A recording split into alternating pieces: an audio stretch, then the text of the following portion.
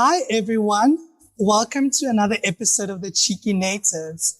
I think one thing that we're really grateful for lockdown is like just the ability to still be able to connect and talk about books. Because in many ways, books have kept us sane and books has been what has kept us going. And today we're going to have a wonderful, wonderful conversation with an essay literary fave. And Dr. A, how are you doing before we introduce our guest? I'm okay. I've had quite a interesting week, I suppose. I'm okay. I think the pandemic is just teaching us to be okay with being okay. You're just okay and you're okay with being okay. But I'm super excited for today's conversation. We just have the inimitable author of some of our favorite books. I am still waiting for a sequel on the one book, but that is a matter of discussion for another day. I just want to put it out there into the universe. But I really have the pleasure of introducing today Angela Makholwa, who is the author of so many loved thrillers. Her novels Red Ink, The 30th Candle, Black Widow Society, and the internationally acclaimed The Blessed Girl, which was nominated for a UK-based prize, are some of the most interesting books that we've had the pleasure of coming across this year. And we so have the joy of introducing Angela to the Cheeky Natives, and we're going to discuss her latest novel, Critical but Stable, which is what so many of us have been during this lockdown. Yes. You can say that again. I was feeling very critical but stable this morning. So which is why I couldn't join you at the time that we're supposed to be together. But here we are. We all, keeping on. I suppose our first question is, Angela, you are known as someone who writes crime thriller type novels, right? And your last two books have sort of departed away from that. And I suppose what is the reason for venturing outside of what you have gripped us onto, because we want more of that? What was the reason for you to venture out of that? I don't know. I mean, I think writing is expression. So I don't think about whether I'll be writing a thriller or whatever genre, comedy or whatever it is. I just write what it is that is burning in my soul, that needs to be said, that needs to be put on paper. So it's not a decision. It's more kind of, I don't know, an inclination, a need, if you will. I don't really think about genres. I think very few artists, when they venture out into the world with a new work of art, it is very rare that an artist is thinking, like even, I'm sure even musicians and singers, I don't think you're thinking, I want to stick to this genre. I'm going to write this book, which is another thriller. I think you just write what you feel, what feels right at that particular, time in your life. So yeah, although good news, if it is good news for the thriller lovers, is that I do have a huge, very intense thriller brewing in my head. So we'll see. Watch the space. Maybe there's something for those who love dark grits and all of that. So yeah. I mean, I think that your books show that you are quite a keen observer of people. So I think that you are like a people watcher and you're really good at watching human interaction and like writing down. So I want to know what your writing process is like, especially for a book like Critical but Stable, which I feel like is based on so many people that we know just put together. My writing process, I mean, it all starts with an idea. I mean, this one actually started with a conversation with my husband, actually. And he was telling me a story about a story that's very similar to the opening chapter of the book. And I thought that is quite fascinating, but I had been thinking of writing a book about marriage, especially long-term marriage, and I wanted to talk about the things that people never want to talk about. So I just thought, and I suppose it was a nice little segue into my love of the thrill, of the darker aspects of, I don't know, humanity. So I found it quite a great kind of inroad into kind of the bigger picture of these three couples, and what is happening within those specific relationships. So I write mostly at night, because I've got a day job, like most of us local writers. I've got a day job. I write in bed. I started writing intensely on this book. I started writing this book more intensely during the hard lockdown. I think the hard lockdown for creativity was actually a huge blessing, because I know a lot of my fellow authors did a lot of writing during that time, which is probably why there's so many books coming out now and, late last year. So it was terrible for humanity, but I think for creativity, it was actually a huge boon, because you had time, you had a lot of time, you had silence, you had, meditative space, a space where you could really think about things, So I wrote it like well into the night. I would sleep at 2 a.m. with my glass of red wine. So if there's weird things happening, there's the red wine, probably. So, yeah. I think you do quite a lot of work in Critical But Stable. For a lot of people, it may appear to be a light read, just venturing into it. But you actually do a lot of work. I think one of the major things that you do is a real criticism of like the capitalistic society that we live in, and how in many ways this capitalistic society makes us become people who seem to yearn for more but never yearn for more. And so this idea of meet the Khumalos, right, is really interesting. And I wanted to know, why was it important for you to think about capitalism in the way that you think about it in the book? I think where it comes from, and I think there's similar themes in The Blessed Girl, is that, I am kind of a middle-class South African, a Black South African, and I'm just seeing just a huge shift in the way that Black people specifically live. And as we kind of climb, I don't know, the corporate ladder, the social ladder, there's just so much that is shifting in terms of just even our value system, and the way we relate to one another. I don't want to romanticize, our Africanism, but there's certainly now a more kind of selfish, outlook to just, carrying on about life. There's far less of that Ubuntu. I know it's a cliched kind of word, but for lack of a better word, just there's more distancing from the communal, from those kind of values, to this very materialistic and consumerist kind of culture. So, I feel that it's just changing so many things in the way that we live our lives, just even in terms of how we even form our family units, how we relate to each other as family, as friends, as co-workers. And I think it's something that worries me. I think it concerns me. It just feels like a shrinking away from something that is really beautiful about being an African person. And I think these reflections, even though they are kind of couched in these light, kind of comic or satirical narratives, but at the heart of it is me wanting us to kind of scrutinize who we are becoming with kind of a sharper lens, and I think by framing it in that kind of humorous, satirical style, it makes it more accessible, because I want us to talk about it. I want a lot of us to talk about it. I don't want it to be like this kind of eyebrow conversation,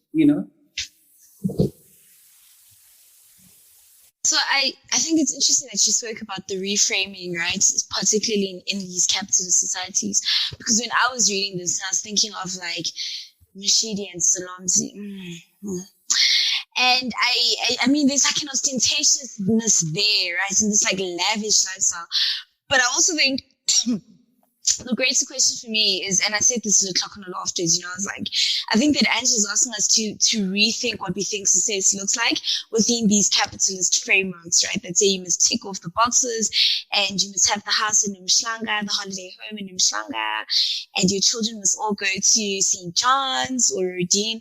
But I want to know, for you having written this book, being a middle-class Black woman, right?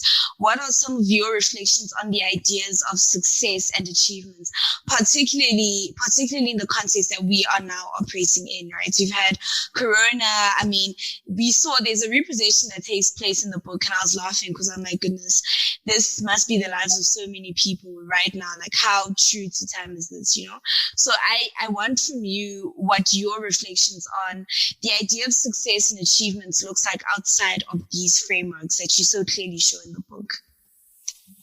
Yeah, I mean, COVID has definitely forced all of us. I mean, I think it's rare. It would be the rare person who's not had time to really kind of recalibrate the way that we look at life. We look at what you're saying, our ideals of what success looks like, of what a happy life looks like.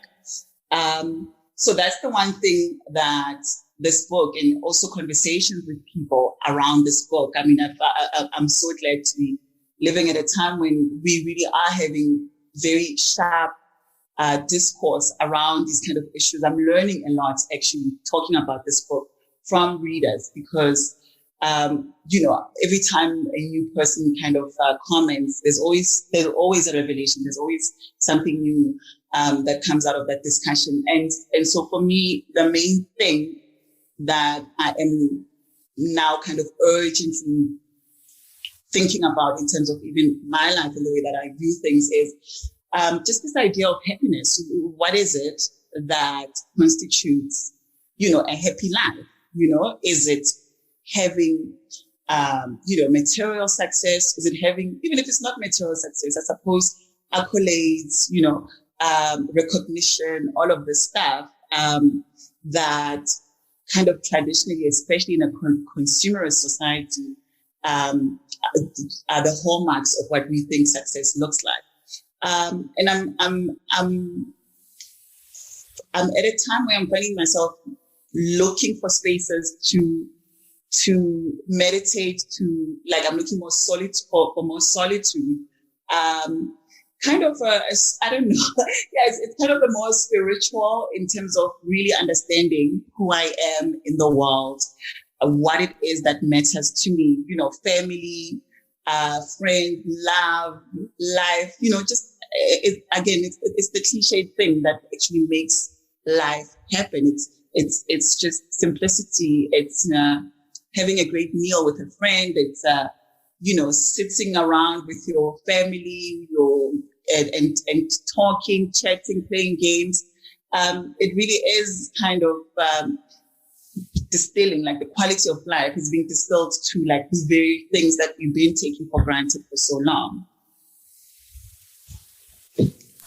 There's also a meditation that you do on sisterhood. I think one of my favorite sort of moments in the book was, this idea of we're not only siblings, but we're also friends. And as we grow older, our relationship sort of morphs into us becoming more friends than siblings. So we're able to have really difficult conversation and we're able to be vulnerable with each other. And I was really interested about that idea, right? Because we often think about like how Black womanhood, particularly in writing, Black women are often written as these people who are not able to get along. And sometimes a good story is a sibling rivalry. So you don't like me because I'm more successful than you. But in the book, you don't do that, right? So the sisters are really like a close-knit type of sisters. Yes, there is a larger meditation on sisterhood because these people who belong to this high-end stokvel are all together because it's stokvel at the end of the day, right? Like we can call it what it was, but it's stokvel. They have this relationship. My darling. But the meditation on sisterhood was something that stood out really powerfully for me in the book. Like these people were sort of there for each other and were able to guide each other. And I wanted to speak a little bit about that. Why was it important for you to unearth that sort of sisterhood in an adult relationship? Yeah, I mean, I think, personally, I have to confess that it's actually it's a longing of mine. I don't have a sister. And I do find a lot of comfort in my relationships with other females, with my friends, for instance. And so it is something that I think I've always longed for since I could remember, I don't know, since I was a young girl. And, the space that Mushidi and Lerato, I don't know, it's a very free space. When they're together, there's that sense of trust. Like, this person, I can tell them anything about my life. They're not going to judge me, and they know me. Like, this is somebody who's known me since, I was a small child, or since I was born. And so that sense of trust. And I think, I do love, that aspect of female friendships, like that sisterhood, even if it's not a genetic sisterhood, like that sense of connection, because it does so much, especially for Black women. It does a lot because of patriarchy. There's so much that Black women go through in relationships. Like, there's so much that they deal with. And that space is a very,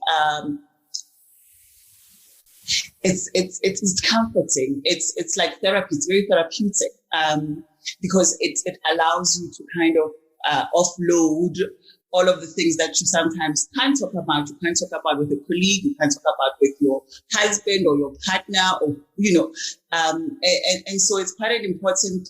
I love friendships. I think most of my books, except for Bonte, who stole her friend's name, but most of my other books do kind of feature aspects of that, because I think those friendships are so freeing. They liberate and they give you a space to just be yourself, and especially if, like I'm saying, it's a long-term friendship like that of the sisters, that it comes with also a sense of safety. You feel safe to be yourself with that person. I think it's such a beautiful thing that you explored female friendship rights. I think that friendships between women get a bad rep. I think women are the only people who aren't allowed to actually dislike each other, We'll just be told that, you see, women always want to bring each other down. Yeah. Typical, we're not allowed to actually just dislike each other or be different. But I think that there's such a contrast between the two characters who have the strongest friendship, right? So when you think of Lerato is like a good girl gone bad, almost, and there's an evolution of character in Lerato that you see, and then you think of like Mushidi, who is just Mushidi like the rich aunt, Mushidi is just your balling aunt that will come there. It's probably the subject of all those TikToks, they're like, in her nice car. But I think that the contrast in the characters for me is interesting. I want to talk a little bit about Lerato, right? Because Lerato is in many ways the good girl gone bad. I mean, the Tlokonolo loves him because we actually watched Lerato evolve. My favorite girl, my favorite girl, like Lerato. My favorite girl. I've had hits on me because of what happened to Lerato. People are like, no. Like, people are like, I'm not talking to you. I'm still not happy. We need to talk. Truly. And I want to talk about that because we watched an evolution in Lerato's character, right? So Lerato is like the religious, almost repressed girl, and there's an evolution of her character because Lerato is the one person who you would never ever think would be unfaithful to her partner, and yet she is. And so I want to talk about that character, so the evolution of that character, but also why did her story end in the way that it did? Because as she's really coming into her own, how jiggy Chomi, also we must address Angela, man. Like, Lerato, man, we must address Angela. And also, like, now I said it. What do you want from me? I'm ready to fight you. I'm sitting here and I'm like, but what did we want Lerato to do? Guys, Munna was putting her through the most. What did we want Lerato to do? I be the one who's like, What? Yeah, he must die. Why couldn't he die? why couldn't you get rid of him, Zaya? Like, And that was a problem in my life. I mean, yes, you are the problem in our lives, Angela, because of what she did to Lerato. I go to the TRC, what do they call those trials those Nazi trials, the Nuremberg The Nuremberg trials, yes. Accounts, please Let it accounts. go. Let it go. I No, think we they can't. did the cleansing. They did the cleansing. So his No, we were observing. We were not cleansed. Angela, no. Please account for what she did. Please account for what she did to Lerato. Please. Look, Lerato's story and her evolution, it is beautiful. I mean, she's somebody who really worked hard to be kind of Miss Goody Two Shoes, to be like the perfect woman, the perfect wife, the perfect mom, the perfect employee. You know what I mean? So for a long time, and I think if Mzwandile hadn't now declared that he's off sex forever, we wouldn't have even gotten to see the side of her. She would not have known that she even had it in her to pursue a relationship with somebody else outside of the marriage. She like literally, if Mzwandile didn't have sexual issues, she'd have probably, even if it was bad sex, she was gonna just tolerate the bad sex until she died, and then she'll find out later that, there's actually different ways to actually make love, other than what she experienced in her marriage with Mzwandile. That's how, that's kind of like the kind of person we're talking about when we talk about Lerato. So why her? Well, to be honest, I actually don't have a very deeply philosophical reason for that, except for the fact that from the very beginning, when I plotted this novel with the body at the beginning, Lerato was always my victim, unfortunately. And I did toy, as how stories, when you write stories, meander off into directions that you never expected. So when Norma started having this thing for Tafadzwa, the business partner, I was thinking, maybe it should be, because also Norma was irritating me. Hey, she was annoying me. So I'm like, Norman, this is the bitch that's gonna die, And at some point, but I just could not. I just thought, I also fell in love with Lerato like a lot of people, and I knew that it would just have more of a punch if it were her and not somebody like Norma or even Mushidi. So Mushidi, she had her own problems with her man selling her off to the highest bidder. So I just thought she's suffering enough in her own little corner there. So sorry. Lerato was also suffering. She was being deprived of sex. She was also suffering. She was in this sexist marriage. She did enjoy an orgasmic sexual life for a brief period before, and also remember, she wasn't even killed, guys. I mean, she even died of natural causes. What do you want from me? I mean, if I had killed her, we don't want her to die. To kill her, then I would understand the wrath that I'm getting from readers. I would totally get it. I think that wrath makes a lot of sense. I mean, I want to talk a little bit about Lawrence as well. Yes, I don't know how you could do this to Lerato, because I was reading this, I'm like, how Lerato got her groove back. She's going to leave this man and just good in the house. We're gonna see her in those tiny little skirts. You're seeing other steps to the evolution. You're like, okay, what's next, Lerato? But I thought that Lerato's case was also sad, because you think of how Black women particularly are always assigned a role, right? So you're somebody's daughter, then you become somebody's wife, then you become somebody's mother, right?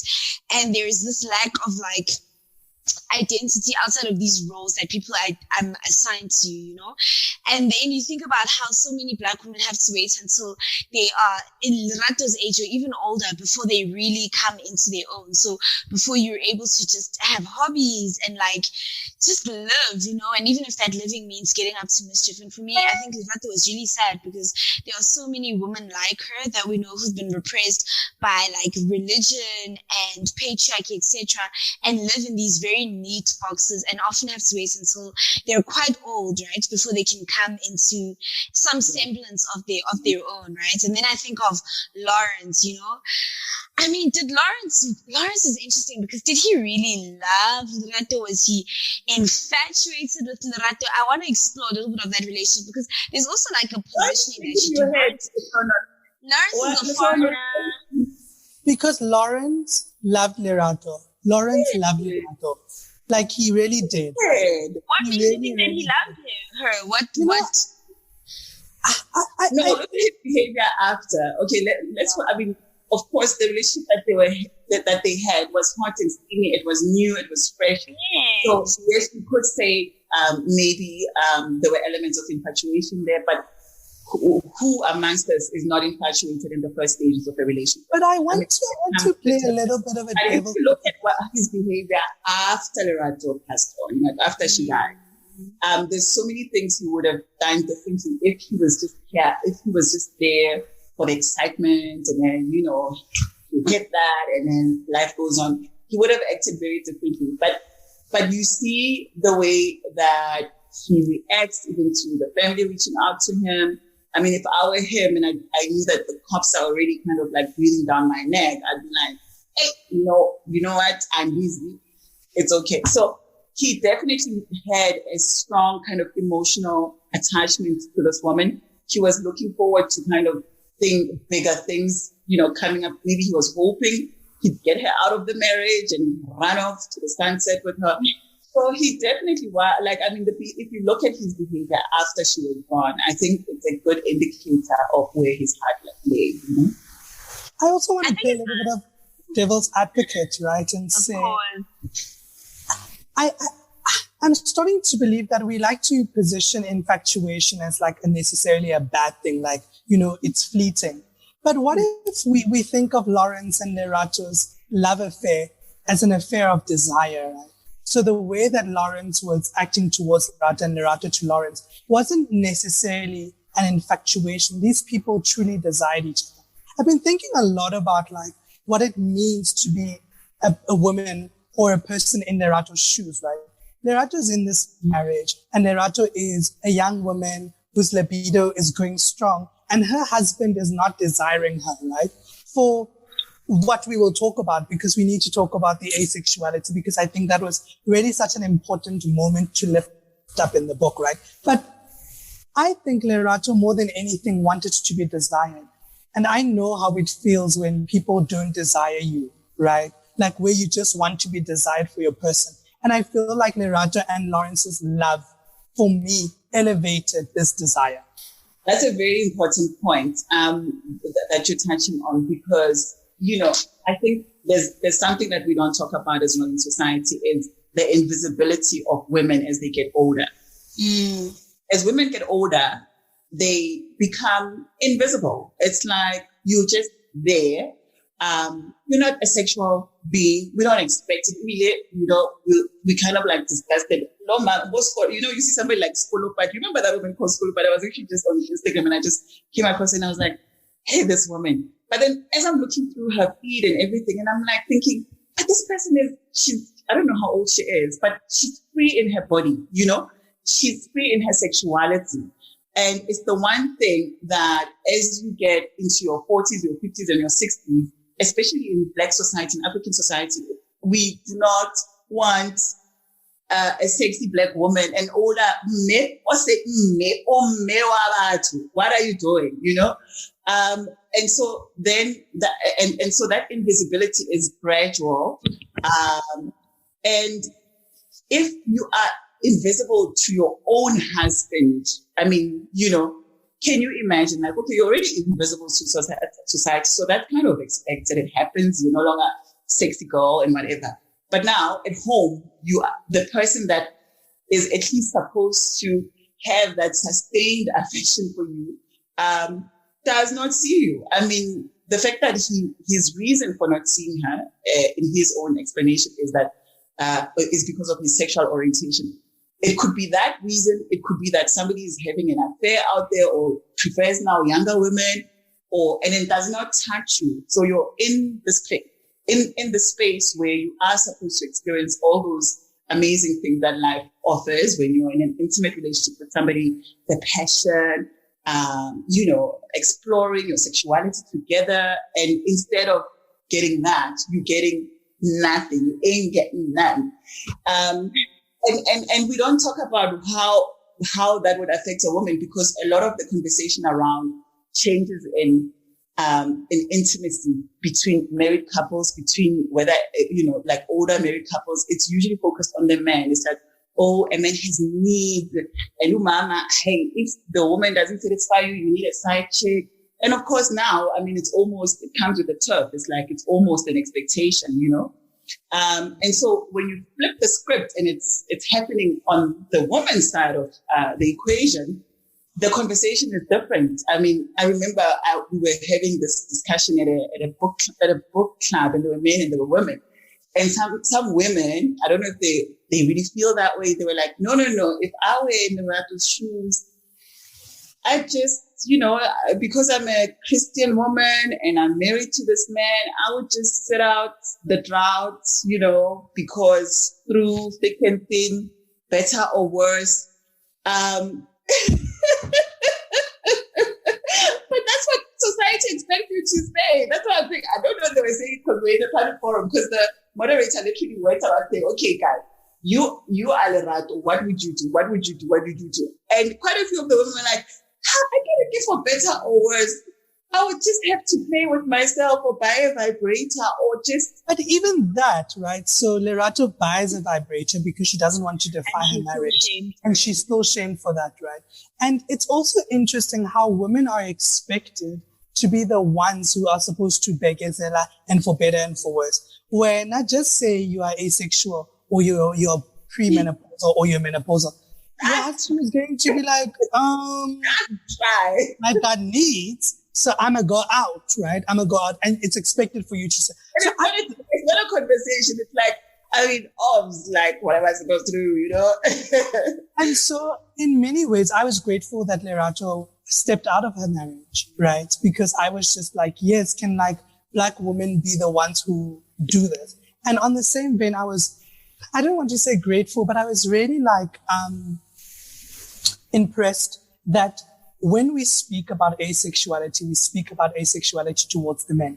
Because the way masculinity is constructed, and particularly Black masculinity, we sort of have this idea that Black men and men in general always want sex, right? And so the conversation around asexuality really allows us to think deeply about, like, maybe we don't all want sex, right? And but this conversation is even more interesting because it intersects with religion. So, like, those are balancing acts, because, like, at the same time, I'm thinking about, like, if you are such a devoted Christian and, you believe in the word, and the word says that you shall lay with your person and make love to them. If you're not making love to them, how do you reconcile that with your religion? So I wanted to know why you wanted to live those two conversations next to each other in this book. I think asexuality is a painful experience. I think being an asexual in society, and let's get this straight, because people are like, there are people who are asexual.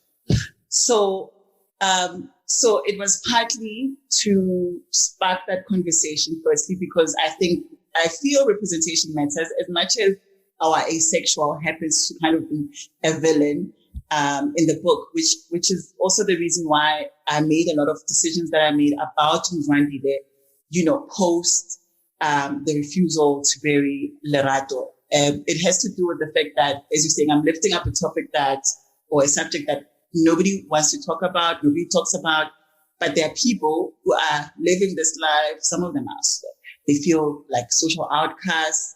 There's a loneliness that comes with it. There's just like a weirdness, like you're just not normal. And I think it's important that what we do as artists is that we lift people up. We take people in the shadows and we bring them to the light so that they know that I'm not the only asexual in the world, kind of thing. So the reason, so a lot of people are like, yeah, but we wanted to see what happens to Randile after. We feel like his story was kind of left hanging. So I had a lot of ideas about what I was going to do with Randile. Once he decides that he's not burying this woman and he's just going to pursue his Christian life. But I also didn't want to vilify him to a point where, again, you're saying, first of all, I'm raising a topic that is hardly ever raised.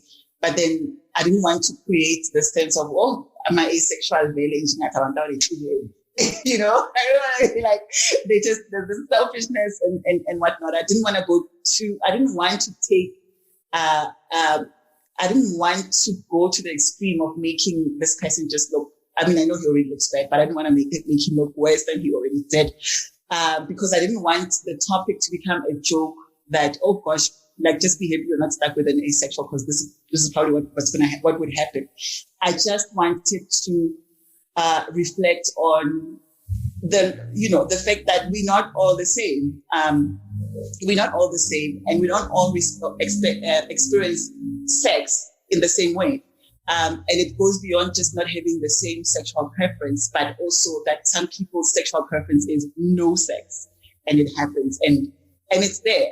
And once you bring things like this into the light, then if I'm an asexual, I'm kind of free to now know that if I say to somebody, no, I can't be with you because I just don't have those kind of feelings towards people. I just don't, I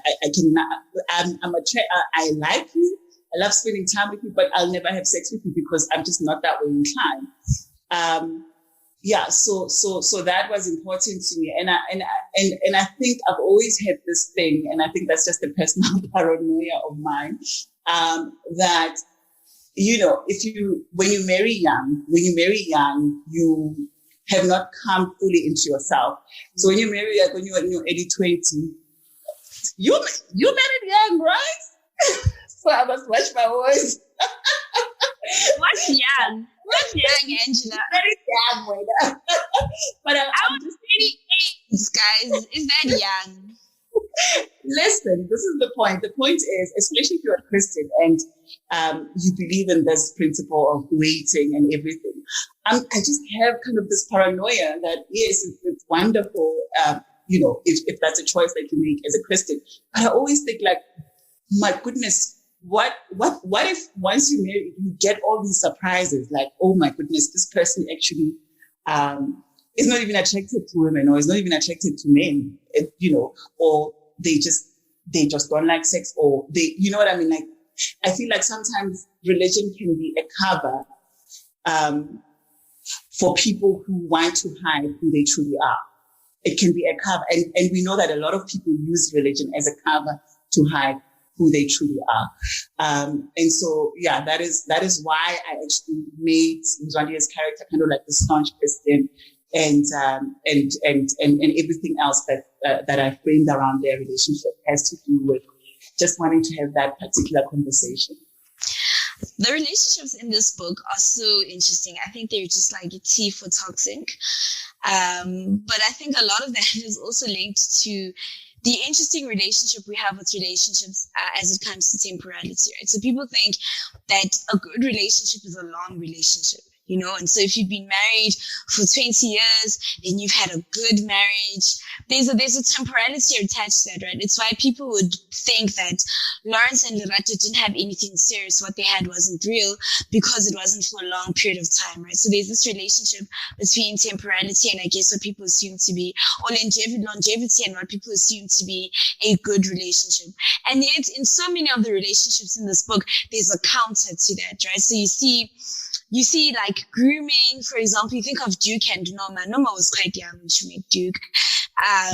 They've been together for a long time, but they've been toxic for an extremely long time. So there's longevity, but there's also toxicity, Mushiri and Dusolom. Dusolom's is like trying to sell his wife to the highest bidder, but they've also been together for a long time. And so I think that there's a relationship between temporality and I guess toxicity as well. So I want to talk a little bit about the commentary that you were making about long-standing relationships and the assumption that a long marriage is a good marriage. I love that question. so like I was saying that I think a lot of us are reflecting on what happiness looks like. What a person's happiness, what it is that constitutes happiness. And I was watching this study on people who've lived long. So it's a Harvard study where they got a group of men, they recruited them from when they were about in their in their teens, late teens, up until, their last days, basically. So they go back every, 5 years or whatever to check in on how this person's life is, and they would record each and every one of those lives. And it was a study on happiness. And what they concluded, based on the matrix and whatever that they were measuring and like the people's lifestyles and so on, is that a lot of people married, the men that were married lived longest, and they lived they had longer and healthier lives, right? But then as they went deeper into the study, they discovered that the men that were married but were in toxic relationships did not live as long as the ones that were kind of happily married, if we can call it that. And so the measure of happiness is not the duration of your partnership with your person. It is the duration of you and your partner living in a happy space, in an accepting space, in a loving space together. So, and I think that's what a lot of these studies kind of miss. I do remember for some time people were like, okay, so married men, like you've got to be. There were even jokes and memes and all of that. It's like, okay, a married man is like the happy. The more married a man is, the happier he is.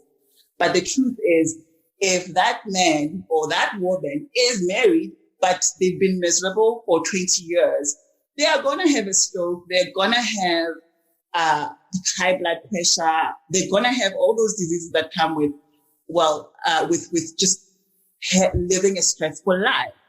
So it's not the duration that counts, as you're saying. It's the quality of the relationship that counts. And those are the things that when we talk, we like to generalize in society. We love just making these sweeping statements that married people are happier than single people. No. If a single person is living a life where they can be who they want to be. Alma is happier than me. Excuse me? I'm saying Alma is happier than me because she's married. I'm happily married. I am happily married. Please underline. It's not the fact that I'm married. It's the fact that I'm happy. Maybe he's also happily single, Because maybe you're happily single. Definitely, if anyone is listening to this, I want a partner ASAP, like ASAP. So, be careful. You have to list what it is that will make you happy in that partnership. Don't just grab whatever. No, some screener. No, we'll screen. But I think I'm just saying. Saying something so interesting though, because I think that, people always ask, and look, I mean, my husband and I didn't date for a long time before we got married. We actually got married relatively quickly. And I think people married longer than you've been dating. Yeah. So we've been married much longer than we actually dated. And I think that the most interesting thing was that people would always ask me, oh, how long have you guys been together? Oh, wow, you're already getting married. And I think it just goes back to that, right? That there's an assumption that time is like a marker of so many things. So the longer you've been dating, the more solid, your relationship is likely to be, or there's an assumption, right? And I think it's always been interesting because people always want, that's like question number one. How long have you guys been married? Oh, how long did you date? And I think that it's so interesting that we also carry that into relationships as well. So there's like this running meter, right? Like, how long did you date? Then it's how long have you been married? There's just this running meter. So, I mean, look, Fred, if you meet someone and you want to marry them after 3 months, I am such an advocate. But I think a conversation that sits alongside this longevity and temporality is a conversation about ethical non-monogamy. So we find that the straight relationships in the book are under the guise of believing that monogamy is what they want, right? And so some of them end up cheating because, monogamy may not be working for them, but they are so beholden to the idea that they want to be monogamous. And we have this queer couple in the book. Hey, what's up? And the queer couple in the book, one of the scenes that I really enjoyed in the book was the birthday party and quasi slash the social club that was happening.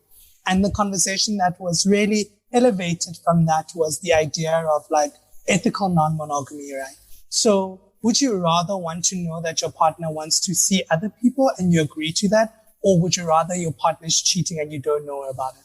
And I want to talk a little bit about that, right, Angela? Why it was important for you to sort of sneakily bring that in. You sneakily brought that in, right? Because it's not at the forefront, but it's something that you laid on the table for whatever people wanted to make of it. But I think it's a really important commentary, right? We live in a world where perhaps, and we've always known this, but perhaps your partner may not be able to give you 100% of what you want, but maybe they give you 50%, and maybe the other 50% you get it somewhere else. Some of us can get it from friendships, but maybe you are like, I want to have an emotional relationship with someone, but this is my primary partner and I want to have secondary partners. But we all know that this is a partnership. Why was it important for you to sort of highlight ethical non-monogamy? Hey, wait a minute. No, man. I know, man. Okay. I don't know if I agree with the term ethical monogamy. I do know that there is a lot of hypocrisy in monogamy as we know it. And I think my main focus was on the hypocrisy of monogamy as we know it. So you will think back to the conversation that Makholwa has with Norma at the spa, in the sauna, and she's kind of going on about, it was better in the olden days because for us monogamy was monogamy. And then when somebody challenges her and says, well, I mean, if the man was cheating, she's like, yeah, but I mean, men are like that. Men, they are virile. They gotta spread their seed. And that is exactly the conversation. Let's face it, that's exactly what is said. And it's kind of accepted. But then what happens when not necessarily a Lerato and Mzwandile situation? What happens, they say, if it's a similar situation, and so the man, because it's expected, he sees somebody younger, she's hot, it's cool, he has a thing. And then that one ends and has a thing. So obviously at home, that woman is still a human being. She's sitting there. She's, watching this whole thing unfold in her marriage, like a normal situation where she's kind of known that after the Duke, since time immemorial, the Dukes always had a piece on the side. And we know that's across cultures, white, colored, that's why there's words like peace on the side. And if you listen to how flippant, for instance, a phrase like peace on the side, it's like, hi, siyadlala, I'll come back to you. It's okay, just wait and be ready when I get home. But then obviously when it's a woman, which is why I enjoyed making all the three women in this book, the strayers, because that's not, somebody was like, oh, this book is not what I expected. I just knew if it's about marriage and there's a broken ring, it's probably cheating men and da-da-da. But actually, at this particular phase of the couple's lives, even the Duke is not having anything on the side. He's got like a heist on the side, and that's as bad as it goes. But he doesn't have a mistress. But all the women, Mushiri, she's tempted by Jim Guy, Lerato, it's Lawrence, Norma, tempted by Zim Guy. It's just things are happening. And so when you look at how then society reacts when it's the women, I remember even at the book launch, at my book launch, that people were like, the men were like, no. But why is it the women? Like, that never happens, And somebody was like, no, you're putting ideas into our women's head. I mean, do you really think your woman is just sitting there? There's nothing, there's this blank space. And then I'm going to put ideas, but just with a book. and she's going to run off and cheat on you. Obviously not. But the thing is, it suits patriarchy for women to not even consider, don't even think about it, because that's not what a good woman does. A good woman is faithful. She stays the course through affairs, through whatever, she's still there. So I wanted to challenge that hypocrisy that lies in how society portrays or how society defines monogamy. Monogamy is a woman being faithful. That's what monogamy is. Right? That's what monogamy is. I want to talk a little bit about the men. You meant to say that trashy men, friend. You said that trashy men. You want to talk about the trashy men? Form, right? I think that almost, they say life imitates art. It's so true, right? Because the men in this book are so unimpressive. And then you just think of like the men who are always trending on Twitter, and you just realize that this unimpressiveness is just, it's a uniform. But there's these men. I want to talk a bit about Duke, right? I don't understand how there were people who liked Duke. Duke is abusive. You won't believe it. I also don't understand it. People are like, he should have even gotten away with the thing is, I think that Duke groomed Norma. So I think that the relationship between Duke and Norma had previously been one of unequal power dynamics. I think that because Duke was older, he groomed her in so many ways, right? And he was older, he had money. That relationship was just unequal, And we often have these discussions about much older men dating women who are younger, who may be of consenting age, but that those power dynamics are weird. Like if you are a 32-year-old man, you are unlikely to have 18-year-old friends, but you want to date an 18-year-old girl. And there's just things there that are very interesting, And so I'm really curious about Duke as a character. So there are people who really thoroughly loved Duke. I don't know why. Yeah. But for me, I thought that Duke going to prison was like the best way that things would have ended for Duke. So Say it again. Say it louder. Duke got exactly what he deserved. Because Duke is... You guys are literally in the minority of the people that I've spoken to. You are in the minority, believe it or not. It's weird, right? Because that's something you said as well. And I think that, Duke landed up in prison because Duke had self-esteem things that he'd just never gotten over, right? So because their relationship had always... He's a criminal. Criminal end up in jail. That's what happened. What is this thing where we glorify people who steal from the state and steal from everywhere else because it's cute and they have nice Instagrams, right? Yeah, I'm shading a few people, but it's okay. So I want to talk about Duke, right? Why was Duke the way that he was? Duke is just so annoying. No, and have you been surprised by the reaction to Duke? No, but I made Duke. I think. Oh gosh, Duke. Okay, let me not. What do they call it? Libel myself. What is it when you put yourself in a position where you could be potentially sued? Self-incrimination. But who's going to sue you? People that I know. Let's put it that way. Oh, no, don't do it. I will advise you against. Yeah, Duke is going to sue her. I need the lawyer cap on now. I need the lawyer cap on. So he's inspired by, I'm going to say people, very specific people whom I've observed and they fascinate me because I suppose it is kind of a prototype of a certain kind of, I'm sorry to say, a certain kind of black man that we have come to know. Like you're saying, people are looting state coffers, but you find people cheering for them. You find people taking days off work just to show how they just adore and idolize these people. So Duke is a man who,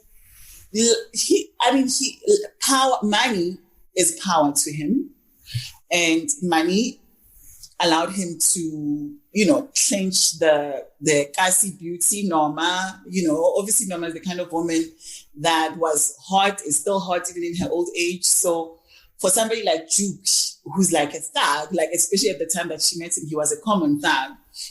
but he managed to get the most beautiful girl, Ekasi, or wherever they met, and so money, and so it's been clear to Duke from an early age in his life that money is power. Money gives you access to, the kind of women, the most beautiful women in the world, or whatever it is, great lifestyle, great company,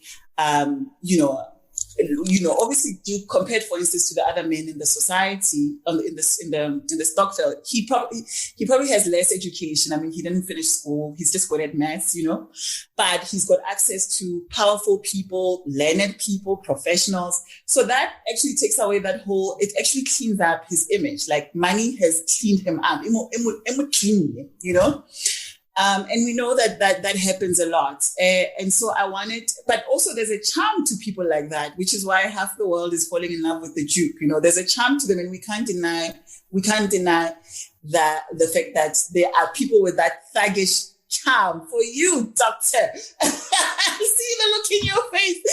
And it's so funny, the kind of women that love the Duke are women that are like intellectuals, like people that I would never have thought. They're like, I maybe the Duke. One day, if I were in a corner somewhere with the Duke, things would get on. They'd be like, I wanted more sex scenes, literally one more sex scenes between the Duke and Norma, because they feel like the Duke has that kind of rough sexiness, like at your face. So Duke does represent a certain archetype in life, and it does appeal to women, different women that you never think it would appeal to. And fortunately for him, of course, he's with Norma, who is somebody who has been able to overcome they are not so lofty beginnings. They are not so honorable beginnings. And she's literally managed to kind of clean up their image almost like to a spotless note. It's just the emergence of Danny Visser back into their lives that's kind of torpedoed this perfect picture that they had miraculously managed to build up and make of their lives.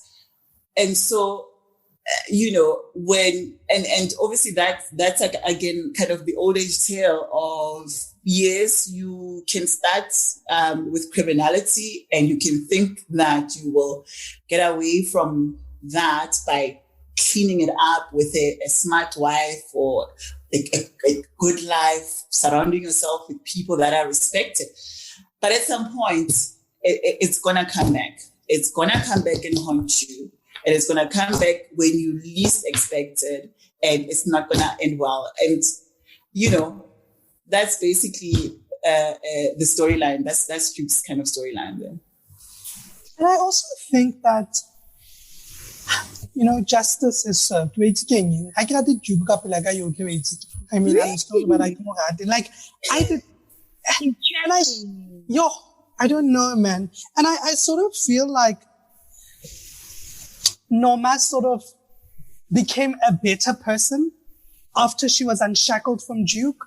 I don't know, like, I just feel like Duke was not only like toxic in his own right, but there was a hold that he had over Norma that he really needed to get out of the picture in order for Norma to be like a good-ish person, Like, and yeah.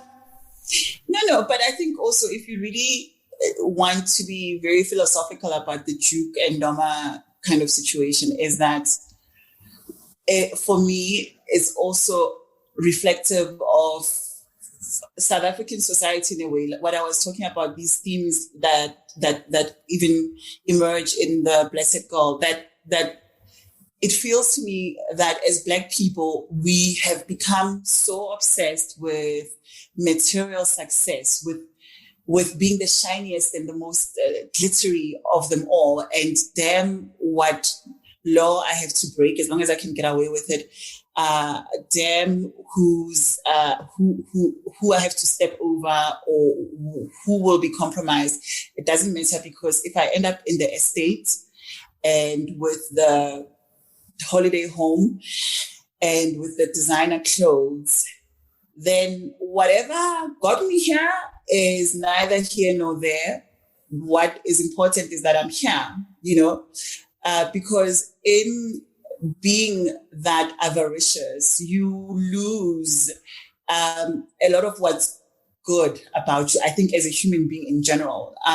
If your end goal is about like making a lot of money, you're definitely going to have to step over a lot of people's toes. You are definitely going to compromise your ethics in some way or other. It is going to happen. You're not going to get that billion being nice, And so that was that. I mean, you look at Duke's kid, like Duke and Norma's kid, Jin's kids, the boys like, hey, stock exchange, I'm doing this, and looks down on the maid that raised him and, just wants, so everything about that family is very superficial. It's very, very superficial. And it's only when Norma is forced to actually look at the people that work for her in a different light, because first of all, Tabi sends her that, please call me, I look Zimbabwe, thereby potentially saving the lives, like her husband's life, because we don't know what was going to happen in that robbery. We don't know if they were going to shoot them after they stole and everything. So whether she likes it or not, that phone call potentially, as much as it led to him being arrested, but it did potentially save his life. So that happens. You can't keep on seeing your helper as a buy one, get one free package. Like you're going to have to now acknowledge the person's humanity, because this person has saved your husband's life, and so I think that's where a shift would start to happen, that you start seeing a human being as a human being. And then from there, when he gets arrested, obviously a lot went down, but in the end, her kids are too grown up. They've got their own issues, so they're not coming back home. So she's left all alone in this massive house. And then these people, because she would still not want people to really, really, really, really know, as much as he's in jail, and probably people know why he's in jail, but she wouldn't really want people to have like kind of the inside track of what was happening. So the people that she now entrusts with her life, that she now feels know her better than most, is the helper and the daughter, because she went through stuff with them, and they're here. So because they're here, she might as well, live with them and continue with them. So, but then obviously the dynamics between her and these people have changed completely. She sees them. That thing of being seen, of somebody moving from not seeing you because you are of low stature to seeing you. So that is kind of the evolution of Norma.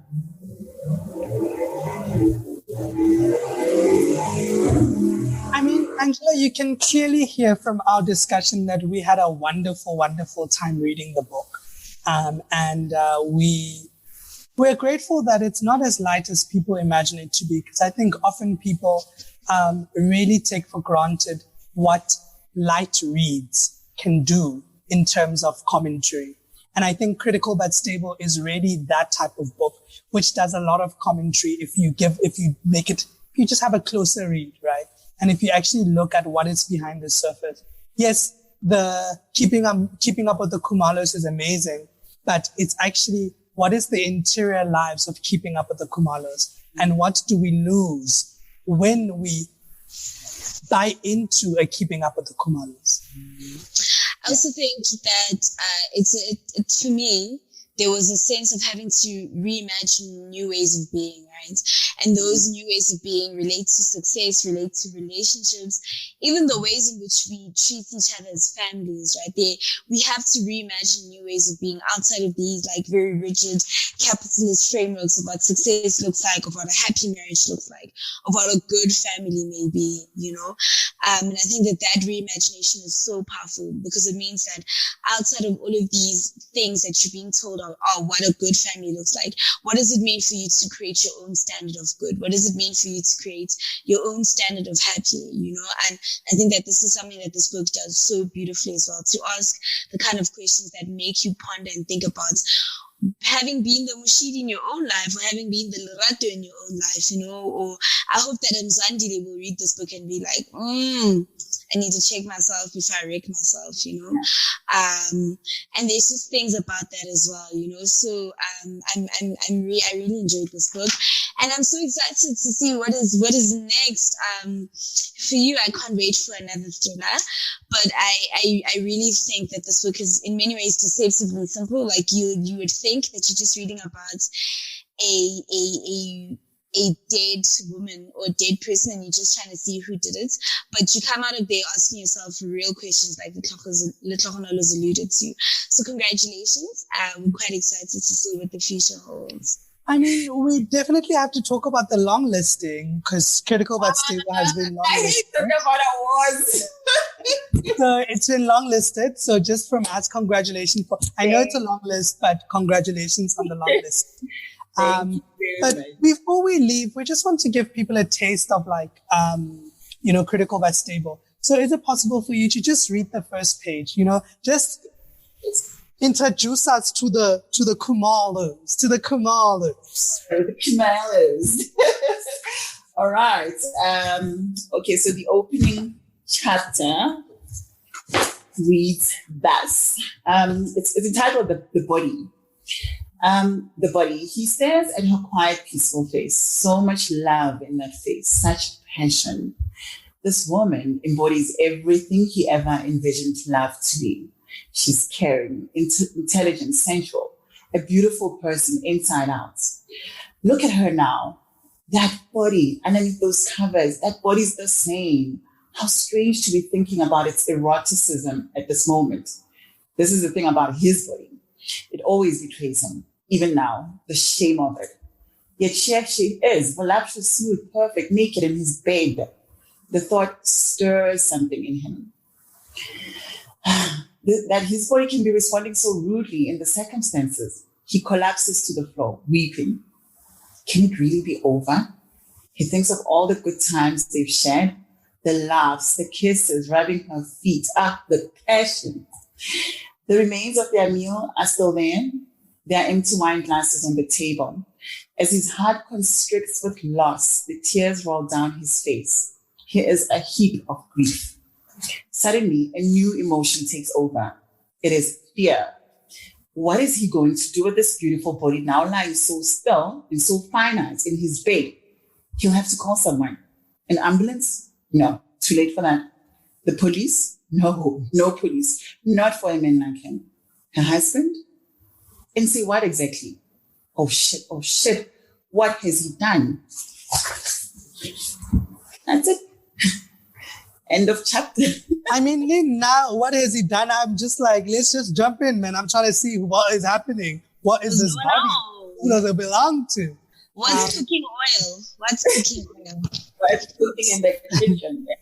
Thank you very much, Angela, for allowing us again to, have a different conversation about Critical But Stable, and just to delve in a little bit more deeply about the characters, because I think there's so much that can be said and that should be said about this book. As Alma said, we look forward to, having you back on the Cheeky Natives to talk about more books and more stories, right?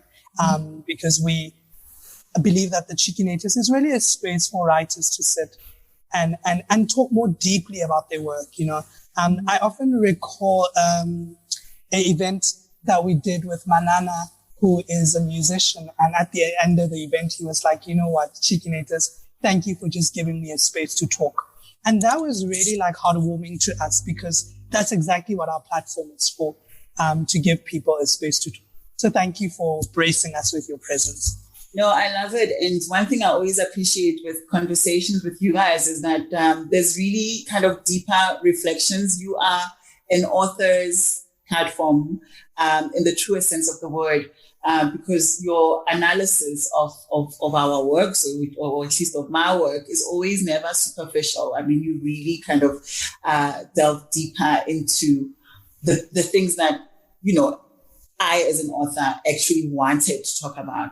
These are the things I want to talk about when I talk about my books. So thank you for that. Thank you. And to Cheeky Natives who've listened to the conversation, who love the conversation, You know, the best way that you can support an author is through buying their books. And, you know, we love readers. So you can get Critical But Stable from the Cheeky Merchant. And because we love you, this copy that you get will be signed by Angela. So please head over to our website, www.cheekynatives.co.za. Go to the shop and purchase Critical But Stable. And again, thank you so much, Angela. Thank you and happy shopping, Cheeky Natives. Yes. All right. Cheers. Cheers.